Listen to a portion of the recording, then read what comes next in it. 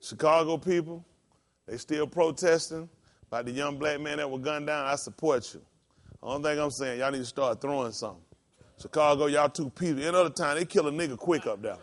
They gunned down. 2,800 niggas been shot up and killed. All of a sudden, these white folk niggas know how to write on signboard. People protesting lawfully, standing outside. I mean, Chicago, they ain't even y'all MO. I'm kind of surprised with Chicago.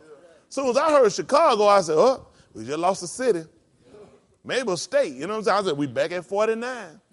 Isn't that right? Goodness, I tell you what, I don't know what they're doing up there. But that's how it is with us, though. That's what kind of people are. We will inflict some real damage to each other. When it comes to white people, we extra polite. We try and make sure we law-abiding. People can talk to us. We negotiate. We articulating. They're writing on signs and peaceful mark. But come to another nigga, man, I tear your doors. I'll eat your kids. Ain't that right? I'm serious. We do some bad stuff to one another, though. All of a sudden, I'm just really shocked with Chicago and the restraint these people showing. They asking somebody to resign. Chicago, you burn it to the ground. Isn't that right? Go monster. Isn't that right? It's just bad, man. I mean, it happens so much that after a while, you just almost become numb to the situation. You know what I mean? In every state, pretty much every one of these states are guilty of mass murders of blacks. Isn't that right? Not just by the police. Isn't that right? And it's certainly not all police. You know, I have law enforcement officers that watch me, and I know they go out and hazard their life to do a good job. I've met good police in my lifetime, even when I was on the wrong side of the law. People that actually went out to do their job. I mean, not black either. I'm talking about whites that went out and did a just job as far as for what I knew of them and my interaction with them. I mean, it's just bad, you know, you got some people, when you give them that type of authority and you give them that type of freedom, I mean, that's a lot of authority for a person. It's not, you don't even give these people a proper psych exam. I mean, you got a person that can pull you over and that has the authority. I can charge you right now. I could pick this man. I could charge the man with conspiracy, with terrorism, attempted rape, and murder. And this man is going to jail. This man's got to be processed. He got to go before a judge. The judge is going to look at these charges. Now, the judge got to sit down and he got to have the tenacity and the common sense to sit down and rationalization to say, well, where's the proof? Or he can say, well, what I'm going to do is bound this over. Now, and I'm going to refuse this man a bond. This man can sit in prison or sit in jail until he finally goes to court and somebody sits down and say, present some evidence to see whether or not we're going to continue this. Y'all got me? And now, he'll get no kind of recourse. He'll get no refund for the money or the time he'll spend in prison. Y'all hear me? I mean, it's more than just I'm innocent. You can't get that money back.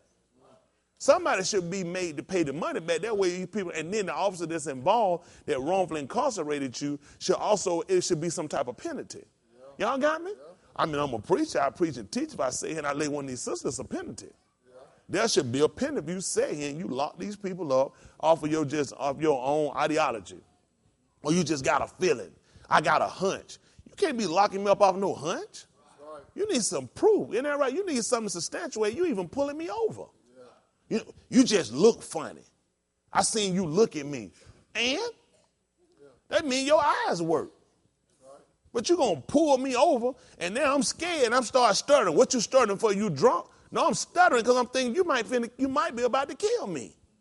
See, I mean, it can get real bad for us. Y'all got me? Y'all just don't realize it's a blessing. Y'all hear me? I'm being honest with you. This is me. I just put it out there. All the black brothers and sisters out there. Really? We need to turn this mother out. That'll stop all that foolishness. I'm just being honest with you. I mean, no other race is going to stand for it. Y'all can say what y'all want to. No other race is going to stand for it. When you getting pulled over, this could be your last time. I mean, that's scary, man. Anytime you get pulled over, now you got to look at these people and just wonder. If you fidget and move, hey, reach over and get your ID. Man, the wrong move, quick, sudden movement. You open that thing, man, your black phone sitting in the dashboard, it's like a gun to this joker, and he didn't even look. Pop, pop, pop, pop, pop. Then you just happen to have a felony or on probation. Come on, man, you done. They're going to look at, that's going to come to, that shouldn't have anything to do with you pulling me over now. Well, his prior record. He has some felony. That's what they're going to use.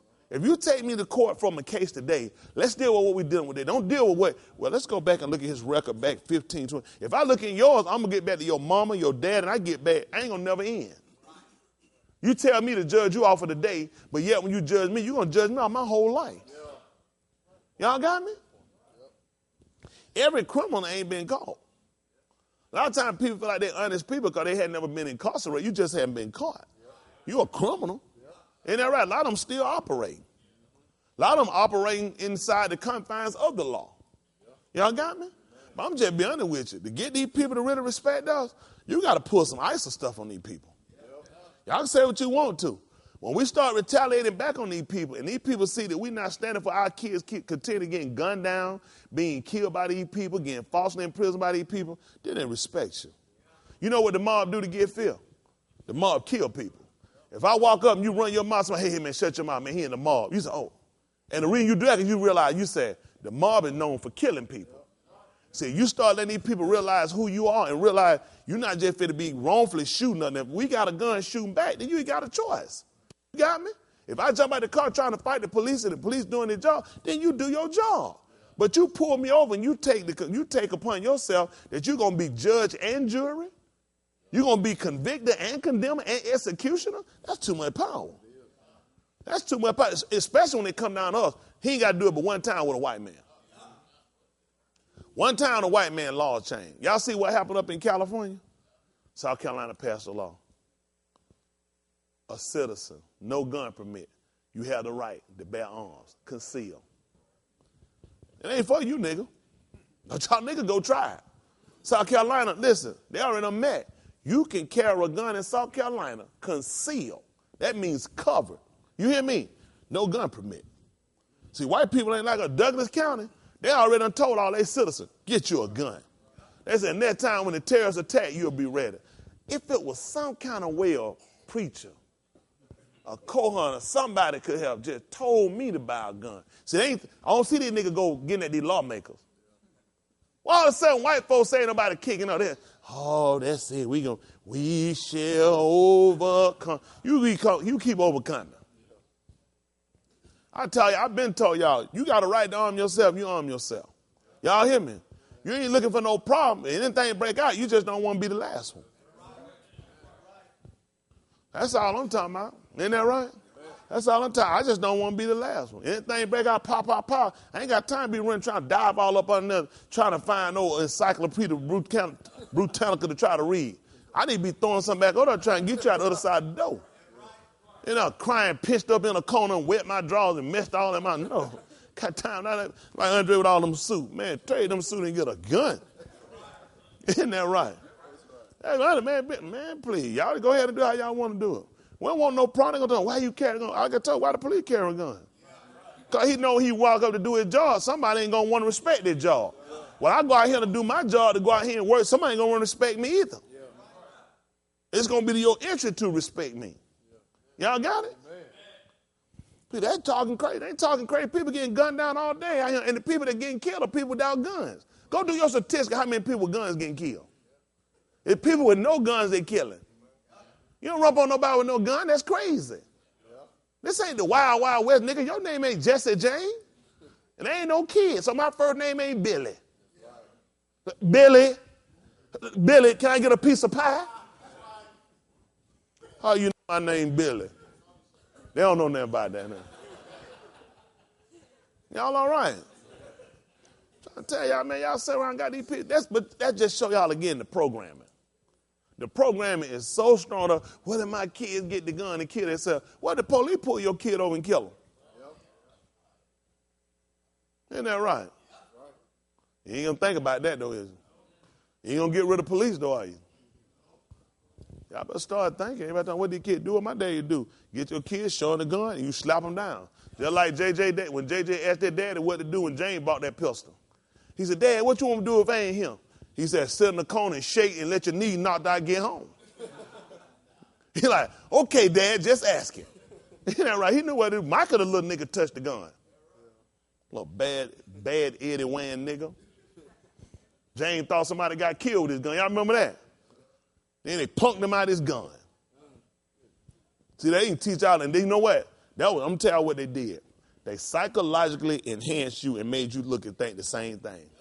Little boy got shot up on the 3rd floor. What that got to do with me? Isn't that right? I live on the 6th floor. I live on the 3rd floor. What that got to do with me? Where's my gun? James, We got to get that gun out the house. I'm in the ghetto, nigga raping, robbing folks. If anything, I definitely need a gun in the ghetto. What is wrong with it? But you don't see the subliminal message they give you. Good time to show you white folk turning their guns. Always Jane got to get rid of his gun. Jane go to the store, it's a robbery. Jane get $2,500. Jane, this ain't right, Jane. Just ain't robbed nobody. Yeah, I'm with Jane, drop $2,500, ain't got no name on it. That's my $2,500. I ain't got time to be here, I ain't asking no question. Go around, some niggas gonna like, excuse me, so this your $2,500? Yeah.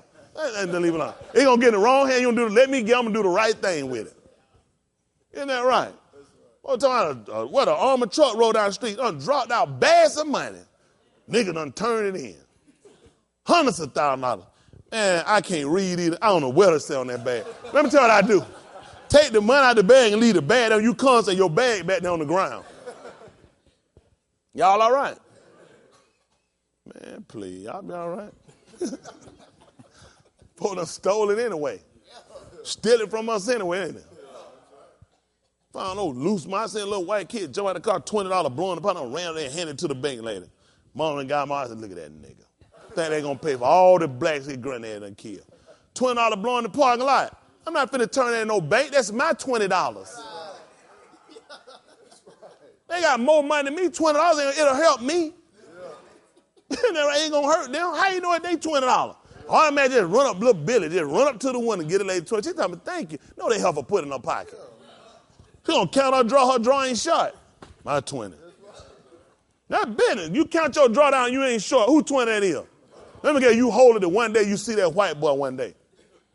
50 years from now, when you catch him and his sister walking down the aisle after they're eloped finna get married, you walk up and give it to him as a wedding gift. Y'all all right? All right. Everybody different. I ain't trying to give America nothing back. I'm on the tape. Y'all hear me? These the last people need something back. I need mine back. Y'all seen the episode when Grady got them 3 checks? Grady said, I'm going to keep these 3 and I need one more. Isn't that right? Sam sent me 3 checks. Them my check. He said, they took my money out of my check. It was worth $1. He said, now it's worth $0.25. He said, so they owe me these 3 checks and owe me one more. Y'all all right? They don't like that. They're thinking now. Now, I tell y'all to go steal now. We just talking now. Y'all niggas here start stealing. Someone don't play with my money. My name Uncle Sam. My name Tony. I'll shoot you. Someone joke him, think, I don't owe you nothing. But you owe me, you want to pay me now. I ain't Uncle Sam. Y'all got it? All right. Thank the Most High. Or die, I'll check in.